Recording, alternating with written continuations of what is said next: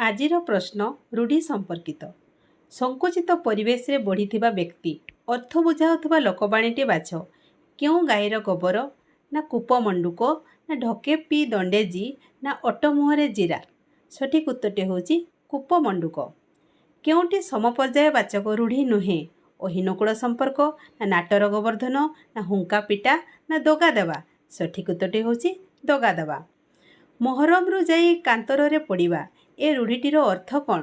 ଗୋଟିଏ ବିପଦରୁ ଯାଇ ଆଉ ଗୋଟିଏ ବିପଦରେ ପଡ଼ିବା, ନା ଅସାର କଥାରେ ମନ ଦେବା, ନା ନିରବିଚ୍ଛିନ୍ନ ଦୁର୍ଦ୍ଦଶା ମୃତ୍ୟୁ ଯନ୍ତ୍ରଣା ଠାରୁ ମଧ୍ୟ କଷ୍ଟକର, ନା ଦୁଃଖ ପରେ ଦୁଃଖ।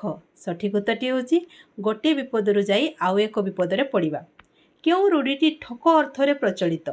ବକ ଧାର୍ମିକ, ହୁଙ୍କା ପିଟା, ନ ଛଡ଼ ବନ୍ଧା, ନା କୁହାମୁଣ୍ଡା କପିଳା। ସଠିକ୍ ଉତ୍ତରଟି ହେଉଛି ବକ ଧାର୍ମିକ।